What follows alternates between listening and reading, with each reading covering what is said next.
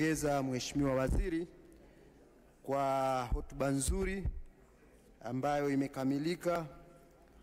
Wengine tulikuwa na wasiwasi wa lile fungu G13 mamlaka ya serikali mtandao, lakini baadaye tumegundua kwamba limeingizwa katika fungu A01 kama huduma, ingawa ni moja katika mambo ambayo nataka kuyazungumza kidogo. Mheshimiwa Mwenyekiti, mimi nianzie pale ambapo mwenzangu amemalizia kuhusiana na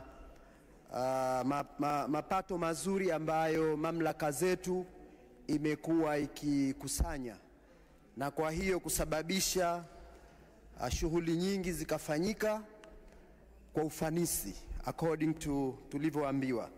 Lakini Mheshimiwa Mwenyekiti, ukiangalia hili fungu lenyewe ambalo linamhusu Mheshimiwa Rais, ofisi ya Rais Ikulu lenyewe A01, lina masikitiko. Hakuna au kuna fedha kidogo sana iliyotengwa kwa shughuli za maendeleo.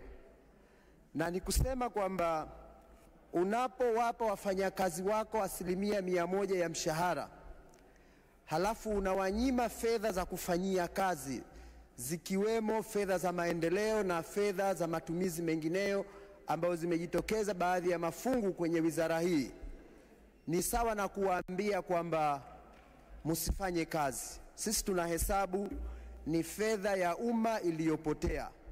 Mishahara imefika mpaka 100% na kidogo baadhi ya mafungu, lakini kuna baadhi ya OCs ziko chini ya 50%. Maana yake ni kwamba wafanyakazi au watumishi waende ofisini kulala, na wengi wanafanya hivyo. Baadhi ya taasisi wanaenda ofisini wanalala, na si wao wa kulaumiwa, na hili limejitokeza humu. Mheshimiwa Mwenyekiti, mimi nitaomba Mheshimiwa Waziri atakapokuja atuambie hasa kwenye fungu hili A01, kwa sababu zimejitokeza sehemu zaidi ya 2 hakuna fedha iliyoingizwa kwenye miradi ya maendeleo. Atuambie ni sababu zipi za msingi na nani aliyesababisha, ni wao kama wizara au ni Wizara ya Fedha. Inawezekana hawakutimiza masharti ya kuingiziwa hizo fedha kama ambavyo tumekuwa tukijibiwa baadhi ya taasisi. Lakini kwa mtindo huu unaoendelea haionyeshi kwamba tunafanya vizuri. Kama tunapata mishahara 102, 158, halafu hatuna fedha ya kufanya zile shughuli ambazo tunatakiwa kuzifanya, mimi sidhani kwamba tunastahili kusifiwa kiasi hicho.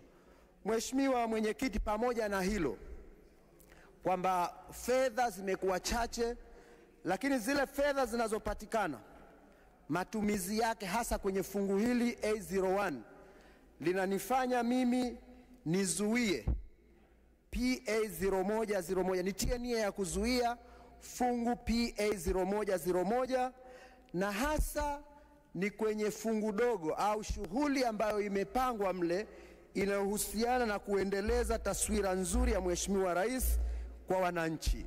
Mheshimiwa Mwenyekiti, pamoja na fedha hizo ndogo zinazopatikana, mwenendo wa sasa hivi hasa miaka 2 hii iliyopita inaonyesha ofisi ya Rais Ikulu, ofisi hii imekuwa ikitumika kufanya, na thubutu kusema kufanya kazi za uenezi za Chama cha Mapinduzi. Mifano iko mingi, website ziko nyingi mpaka kwenye Instagram, na huwezi kuzifuta haraka ndani ya dakika chache.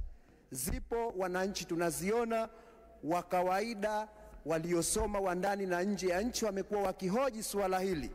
Inakuwaje kazi ya uenezi wa Chama cha Mapinduzi inafanywa na ofisi ya Rais Ikulu pamoja na website zake? Mheshimiwa Mwenyekiti, Mheshimiwa, kuhusu utaratibu. Mheshimiwa Mwenyekiti, kuhusu utaratibu. Taarifa. Mheshimiwa Mwenyekiti, nyanyuka sasa. Na umesimama kuhusu utaratibu. Mheshimiwa Mwenyekiti, subiri profesa. Nyanyuka. Mheshimiwa, anasimama na kanuni ya 64 inayosema kuhusu utaratibu, lakini nitaendelea na kusema na kanuni ya 69 ambayo mjumbe anatakiwa aseme maneno ambayo yenye ukweli na asiseme maneno ambayo yasiyofaa.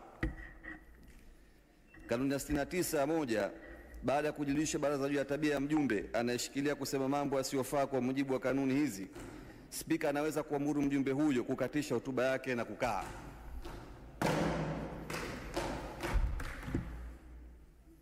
Mheshimiwa Mwenyekiti anaongea mambo ya uongo, anasema Ikulu kazi yake kueneza ilani ya Chama cha Mapinduzi au uenezi. Sasa atuonyeshe ushahidi na asiendelee kuropoka, kwa sababu hii ni Ikulu inaongelewa hapa, sio ofisi ya makamu wa kwanza la nyingine.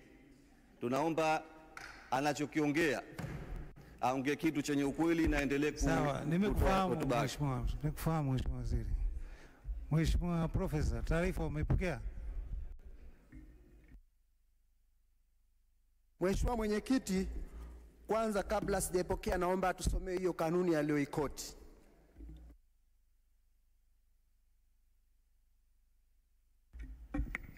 Kanuni ya 69. Mheshimiwa, hebu isome. Mheshimiwa Mwenyekiti, kanuni ya 69 inasema mjumbe anaposema mambo yasiyofaa, na maelezo yake nimeyasoma, ameyasikia, kwamba yeye anasingizia kwamba taasisi ile. Isome hiyo kanuni, yeye anataka umsomee kanuni. Nishaisoma, hajasikia tu. 69(1) baada ya kulijulisha baraza juu ya tabia ya mjumbe anayeshikilia kusema mambo yasiyofaa kwa mujibu wa kanuni hizi, Spika anaweza kuamuru mjumbe huyo kukatisha hotuba yake na kukaa, na vinaendelea 2 na mpaka 70. Mheshimiwa Mwenyekiti, nimeshasema tena, maneno anayozungumza ni kuidhalilisha Ikulu na kumdhalilisha rais wetu wa Zanzibar na mwenyekiti wa Baraza la Mapinduzi. Hatuwezi kukubali lugha za uongo. Ile taasisi inafanya kazi zake za kutoa elimu na information. Mimi nadhani tusitoe maelezo. Yeye aliomba umsomee kanuni tu.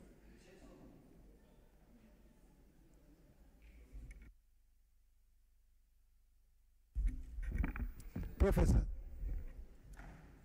Mheshimiwa Mwenyekiti, kwa vile hana uhakika na kanuni, mimi naomba uniruhusu niendelee. Kama ana mjadala wa ziada utampa fursa mwenyewe azungumze, lakini mimi ninachokizungumza, akitaka ushahidi nitamletea kesho. Lakini kanuni aliyoikoti ya 69 haizungumzii jambo hilo. Yeye yuko kwenye kanuni ya 2020, sisi tunaotumia hapa ni kanuni ya 2024. Tunamwomba Mheshimiwa Waziri, kama akasimama kama Mheshimiwa Waziri, akasome kanuni mpya, sio ya zamani.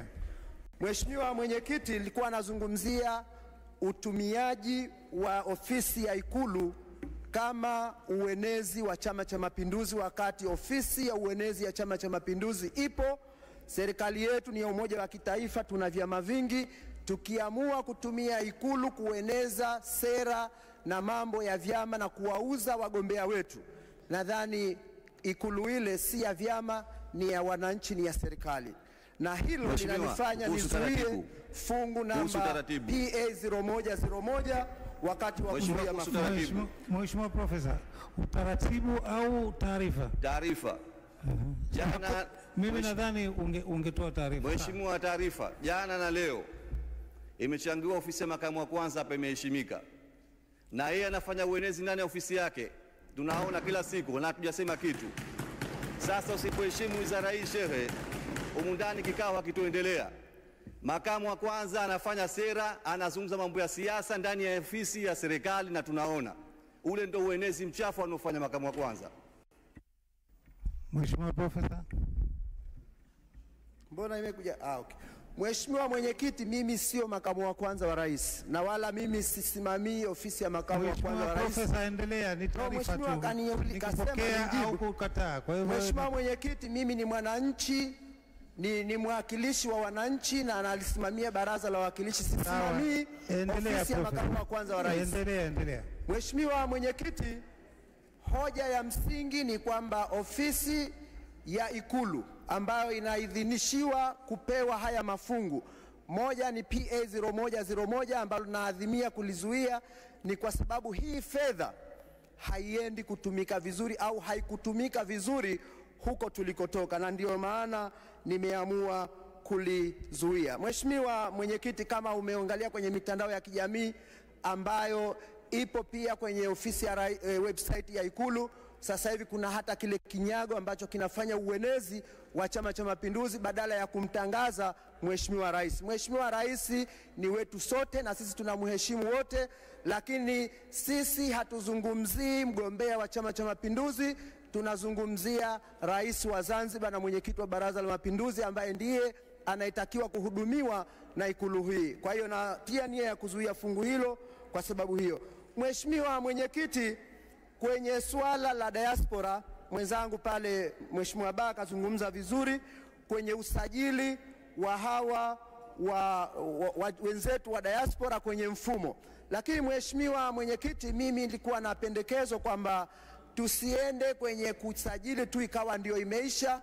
Kila baada ya muda fulani tunatakiwa tuwe na mpango wa kuhuisha zile taarifa zao, au wao wenyewe wawe wana nyenzo ya kuweza kuhuisha taarifa zao mahala walipo, kama mtu amehama, amebadilika, pengine ameongeza watoto na kadhalika, badala ya kuishia kwenye kuwasajili na kumalizia hapo.